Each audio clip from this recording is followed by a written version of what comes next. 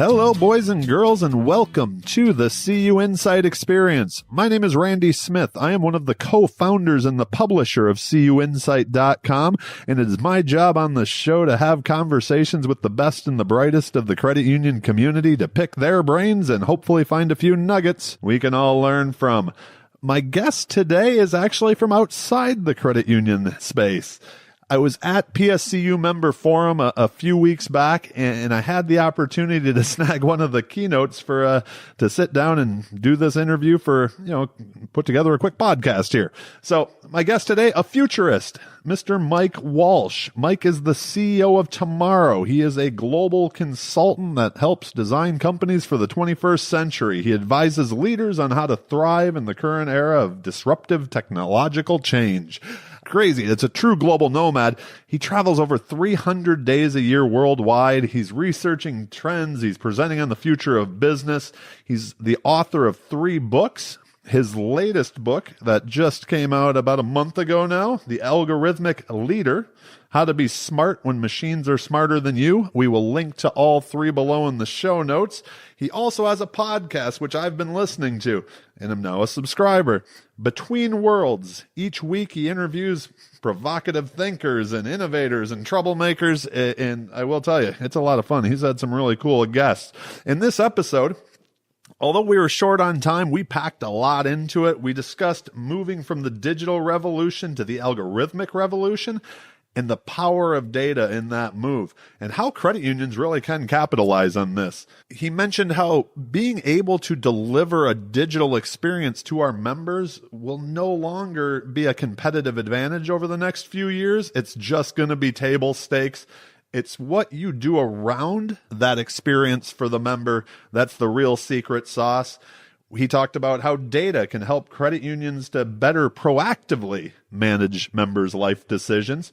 And we also talked about how with all the data out there, the important part is asking the right question that you want to get from the data and then letting the data do the work. In the life hacks portion and the leadership portion, we talked about quite a few different hacks with him, obviously traveling so much. He had some ideas on how to work remotely, also how to stay motivated over time, and gave us some tips on how he keeps up on the world and how he keeps up on all this change that is happening. Like I said, I enjoyed this conversation. I would love to get more time with Mike. I left with more questions than I started with. I hope you enjoyed as much as I did. So without further ado, I give you my conversation with Mr. Mike Walsh. Enjoy. Mike, thank you so much for taking the time today to be on the podcast. I was really excited about this. I know, it's great. So we're sitting here, we're at PSCU Member Forum in Austin. You just gave your keynote. There were so many questions that, to me, came from it after watching it. One of the big things was, whether it's your first book, your second book, you have a third book that's coming out right now. It's the Algorithmic Leader. The Algorithmic Leader, yeah, that's right. Yeah, so I look forward to reading that. But all the way through, you've talked about disruptive change. And as a futurist, I will throw 2 questions out there for you first. What's the elevator pitch? What is a futurist first? And when you're talking disruptive change across all industries, is there something that you see happening, and after being around credit unions for a while, that you just think that they need to wrap their head around quickly? In a way, we're all futurists in that it's impossible to not only do our jobs, but even survive on this planet without having some kind of mental model about what's going to happen next. Even in conversation, you're anticipating someone's response. The real job of a futurist isn't really prediction. And I know that's controversial because in some ways, the future is obvious now in that we kind of know what's coming. Things are announced months, years, even decades before they actually arrive. So we kind of have a sense of the technologies, the infrastructure, the landscape of the world that's coming. What we don't know are 2 things. First of all, the broader impacts of those technologies. And the second, how to navigate through the choices of the present to get to the future we want to get to. And that's really the job of a futurist. It's less of a psychic and more of I think, a guidance counselor. Okay. That's an interesting way to put that. Is there, I mean, you work with companies around the world. Is there, this was a question that I kept thinking to myself, is our industry tends to be a little bit older, a little more traditional. There's a lot of that. We've always done it this way. So is there something that you have where you help people, that light bulb go on, where it's like, we need to change, we need the transformation? I think we have to reset our expectations about what new versus old means. There's been a big trend, and in some ways it's part of the whole mythology of the Silicon Valley startup and the strike it rich quick idea that a group of outlaws can go there and shake up an industry and make billions of dollars. And what's been really fascinating, because if you think about it, the digital revolution has been kind of running for almost 20 years now, is that there's a cycle to this, that even very small, scrappy companies at some point need scale, infrastructure, HR, legal, finance, accounting departments. They get silos, they get entropy. They have all the problems that, let's say, traditional old companies have. So the question is not really how do old companies do something new, because any company that's been around for more than 20 years has had to go through a period of transformation.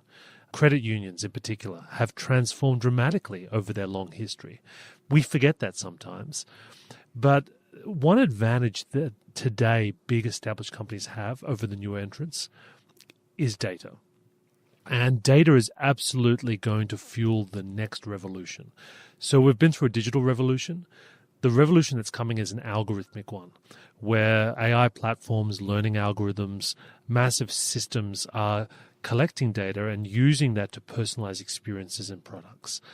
And new entrants are going to really struggle to get the kind of critical mass that existing players in the credit union and more broadly in the financial services industry have already established, but in many cases are yet to fully capitalize on.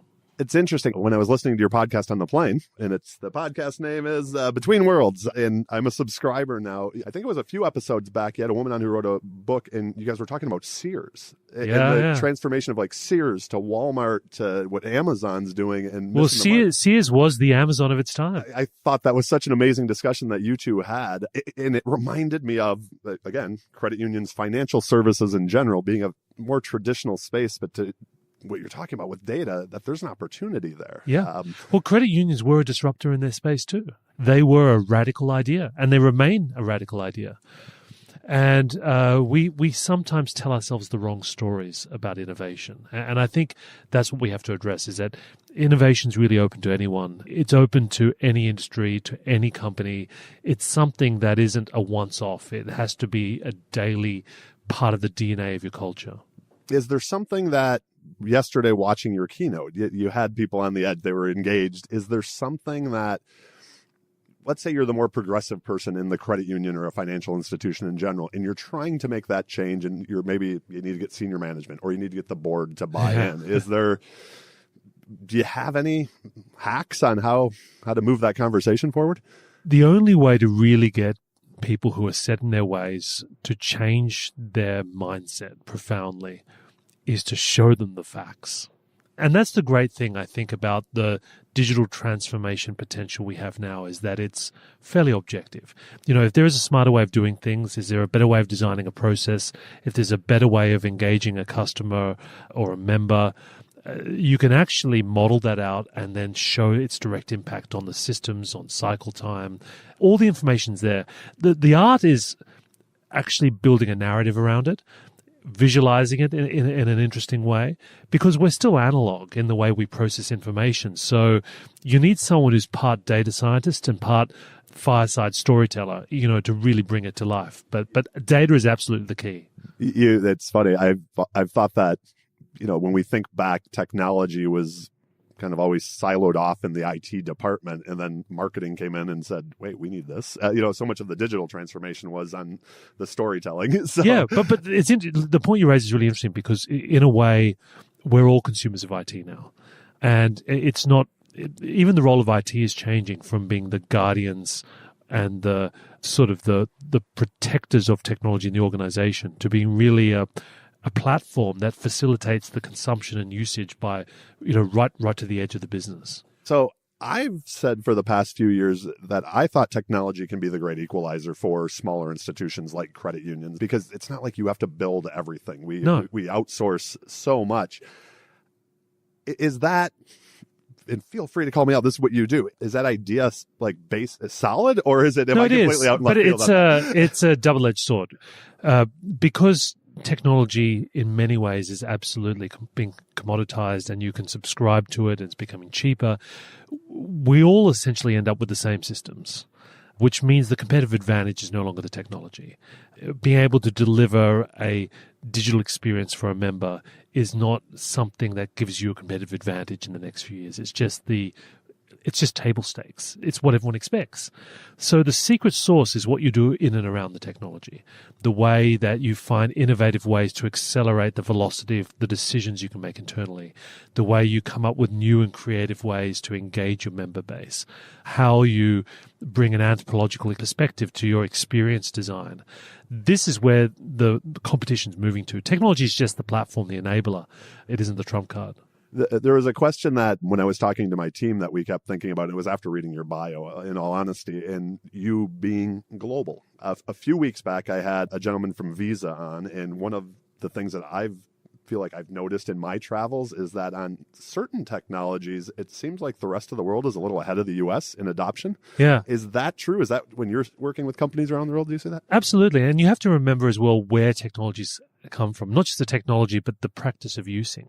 The iPhone wasn't really invented in America, in that Steve Jobs went to Japan and he saw how the Japanese and the Koreans were using really smartphone technology, in the early 2000s, the whole mobile content ecosystem, the mobile payment system.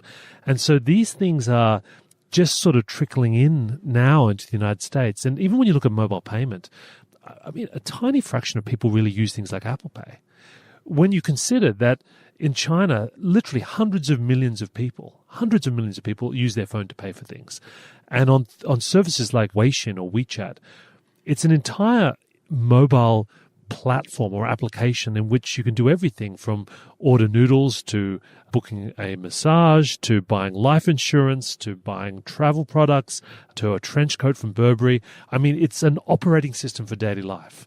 And we're yet to see that level of integration in the States. I remember even a couple of years ago when I was in Southeast Asia and in Indonesia, there was the app that was Uber on steroids, right? Like anything you needed, whether it was a massage, like you mentioned, or if it was housekeeping services or a car. It was groceries. Everything was right there. And that's still just version 1, because the advantage that a lot of these Asian countries have is that they're now, by integrating so many services onto that single platform, they're collecting a massive amount of data on what people want, when they want it, and in what combination.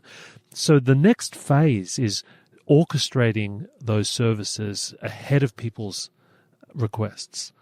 So these systems will literally just roll out a red carpet for you with your life and make things run without you having to even explicitly articulate them. So is that someplace to kind of bring it full circle back to financial services? Is that the same, let's call it service deliverable, that we are all going to expect from our absolutely those relationships as well? And it's a great point, because already financial services works on a kind of a life event model.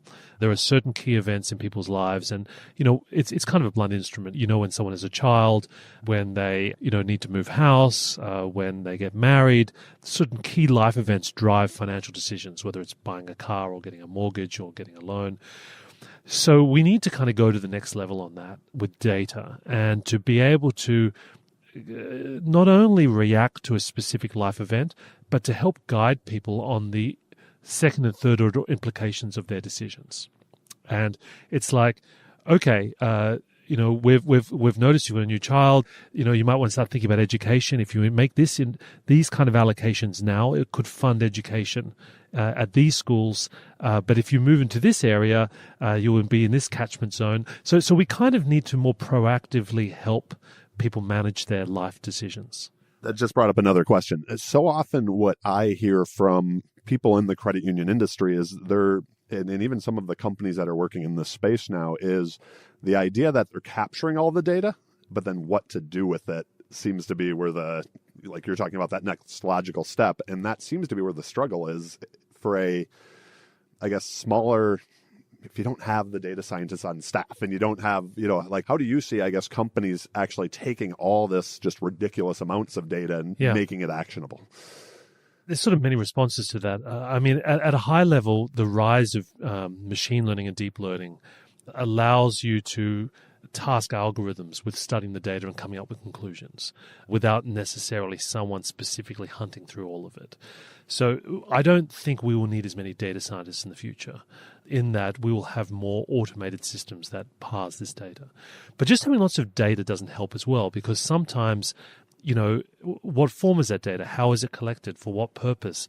Is it in like some obscure COBOL system that no one even knows how to program or understand anymore? So it's often about being strategic about, okay, we have a particular question in mind. How do we now build an application or a system that will harvest a particular kind of data that will help us answer that question? And then how do we weaponize that to be more effective at serving our members? So that's sort of the thought process that we need to, move into, as opposed to there's a giant, data barn out there with a whole bunch of junk and we've got no idea how to sort it out. Yeah, I can see that. I think that's been the part that, at least in the conversations I've heard and had around our industry, that people are working through right now. So I want to be respectful of your time. I'd like to switch to the leaderships and life hacks portion of the show and ask a few questions here. One thing I always love to ask people is how they got their start into where the career is. I mean, again, going through your bio, seeing you speak yesterday, CEO of a company, you see you tomorrow. So you're working with, companies all around the world to become 21st century companies, podcaster, keynote speaker, author. We talked about the books and we'll link to all of those. What brought you here? I'm a failed lawyer. No kidding. I trained to be a lawyer, and I actually studied accounting and law when I was young. But by the time I finished, and I was meant to get signed to get a job in a big management consulting firm, and I just felt it wasn't for me, especially because around that time was really the internet was really swinging into high gear. It was the late 90s, companies were going public, and it just felt like a revolution that if you weren't part of it, you were just going to be on the sidelines. So I kind of, to everyone in my family's despair, walked away from a traditional career and started an internet company. And I really haven't had a normal job since. I absolutely love that. And I know you live quite the nomadic life as well, which I've tried to structure mine. A question that I had for you that I think in just I don't want to just say the gig economy, but this idea that we aren't centralized as much anymore. It really is a global economy in my mind. A few years back, we went 100% location independent. My whole team works that way. And it was after listening to a podcast of all things with the founder of WordPress, and never had an office, right? So it was that idea. And I was like, why do we have an office? This doesn't make sense. And I wanted to travel. So do you have any tips for, as more and more people work remote? You mentioned yesterday you're on the road 300 days a year. So you have to be productive while you're out there, or, not sitting in a traditional office. Any tips, hacks for people that are maybe moving into that space? It's not easy. Actually, being on the move doesn't make it easier. It actually just is another further challenge to being productive. So you just, I think, have to design very good personal systems. You have to leverage automation yourself. You have to be ultra efficient in how you do things and keep track of things. Definitely my sort of high level view is that I need to be able to lose any piece of hardware and to be able to just immediately resume what I'm doing by picking up another piece of hardware. So the cloud becomes very important in how you do stuff. So, but a lot of it's psychological. You have to develop a sense of personal resiliency, aside from ability to sleep at any time and anywhere. Any place you can. I agree with that as well.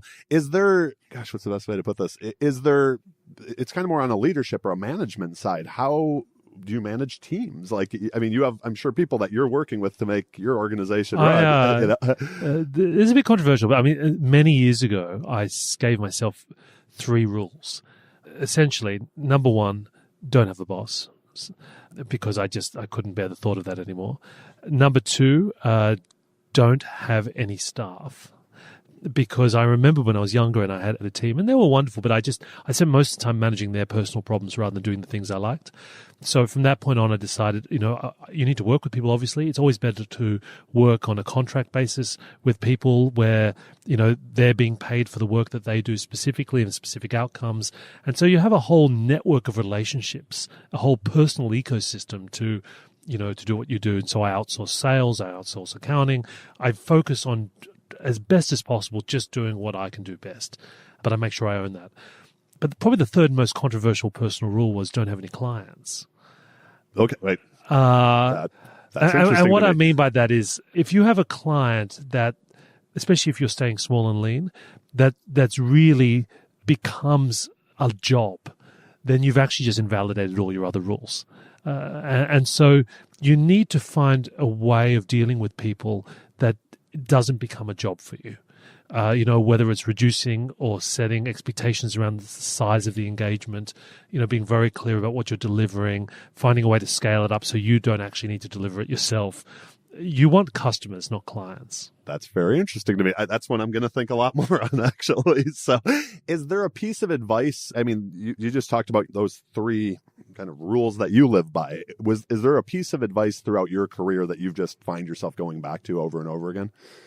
Look, the big thing, and it's a daily struggle, is that you've got to, once you've liberated yourself from the immediate financial worries of surviving, which actually takes years. Absolutely. It took me almost 10 years, I think, to get to the point where I wasn't actually worried that I'd have to go back and find a job. Then there's a daily struggle of staying passionate about what you do and really just doing it because that is your absolute focus and love. And if that gets difficult at times, it's either because you're off course or you need to re-engage with what you do. But the only way to really be successful, and let's face it, I mean, if you don't have a normal career like an accountant or you're a sort of a mid-level manager in a big organization, you can't be ordinary. You have to be extraordinary in order to be noticed, or because it's a winner-takes-all game. You're either the one that everyone wants to hire or no one's heard of you. So the only way to bring authenticity to that is to completely commit and burn the boats and really, you can't not be half-hearted about it. I love that. Has that inspiration changed? I mean, or how do you just talked about the inspiration, like sometimes has that inspiration changed since you started where you're like, I'm not working for somebody else anymore? The ebbs and flows of that inspiration. Once you had food on the table, once you knew that you weren't going to have to, get a real job. Well, like you said, initially the inspiration was just not having a job, right. and traveling. But then as I got older and I got deeper into it, it changes. It changes on a daily basis. I have to find a new reason to do what I do every day. And that can be hard when you're on the road. But, I'm excited. I mean, producing books is a big part of it. The other day I got an email from someone in Mexico, and they'd read my new book, The Algorithmic Leader. And in it, I talk about the differences and the way we've, changed from idolizing companies like GE and Jack Welch. And he'd actually had an experience working at GE, and his personal experience really tallied up with a lot of the ideas in my book. And, that's where you get an incredible amount of fulfillment, when you know that you're really engaging with someone's personal aspirations, with their challenges that they have. It's far more rewarding than money. We will link to the book. Like I said, I ordered it once I knew you were going to be on the podcast, so I look forward to reading it. It was on Amazon. So just to get you going, because I know you're busy right here, I have a few rapid fire questions I'd love to ask, right. So I'd love to throw them out there to you as well. Do you remember the first time you got into memorable trouble? Oh gosh, I do, and I'm absolutely not going to share the story with you. That is all right. Again, it's one of these questions that like I said, I really do love to ask everybody, and I feel like with the scope of all the people that you talk to, I'm a huge reader. I love to read. I'm obviously going to order your books. Is there, like, all the different things that you and I have talked about? Are there books, or are there blogs or things that you follow that you think everybody should today? I read a lot of blogs. I use Feedly, to keep track of them all by subject. There's some amazing, newsletters now coming out on things like AI. The one thing I read every day, though, is the Financial Times. Okay. It is the most brilliant news magazine. They've really made the jump into the digital world, which means that you have to pay. But it's worth it. The coverage is brilliant. And so, yeah, if I wanted to give you some advice about just if you're going to read one thing every day, it would be that. The Financial Times. Is there something that you have, a routine that you do every day while you're traveling? Anything that if you just don't, your day feels off? Breakfast for me is my happiest moment. Good coffee, avocado, and some eggs. Reading the newspapers on my iPad. That to me is a good morning. That's the good start to the day. The random question: what's the best album of all time? The one you can listen to from front to back. Oh, that's tough. I like a bunch of stuff. I really like jazz. I'm a secret audiophile. So I listen to really large studio quality DSD files. For those of you who don't know, it's like a DSD is to an MP3 what an IMAX movie theater is to watching a YouTube video on a 2007 iPhone. So I really like Bill Evans. There's some amazing records from him. There's an amazing record from Chick Corea called Trilogy, which is a live recording of them playing in Spain. I really love opera as well, so I like listening to Tosca. Okay, so we'll link to those as well. As you've gotten older, what's become more important? Not flying. Not flying. That sounds hard to believe, but every year for a couple of months I go back to Australia. I've got a place on the beach in Bondi. I exercise. I swim in the ocean. I see my family. Paradise. And you don't get on an airplane for a few months. I love it. Last question. I again greatly appreciate you for taking the time out. I know you're busy. You're here at this event. So do you have any final thoughts or asks that you'd like to get out to our listeners? Look, I would definitely love you to read my book. I've put really a lot of my experiences, my travels, the people I've met over the last 5 years. So it's been a real distillation of that. So please check that out. You can follow me on Twitter as well at Mike Walsh, and on Instagram. I've been told I need to talk to millennials more often, so you're on Instagram. I've started that up, but there are no makeup tutorials, so you'll be quite safe. That is awesome. Is Twitter the best way if people have additional questions to get a hold of you? Yeah, Twitter or Instagram. Okay, we will send them there. The last thing I would throw out is if, like I said, 3-4 episodes in, I'm loving your podcast. If someone's taking a look at it for the first time, do you have a favorite episode, or should they just listen to the last one? I've interviewed everyone from movie directors to artists to crazy scientists. So really just look at the list of episodes and see what jumps out at you. That is awesome. Well, again, thank you very much, Mike, for being on the show. Great. I greatly appreciate it. No problems. Have a great day.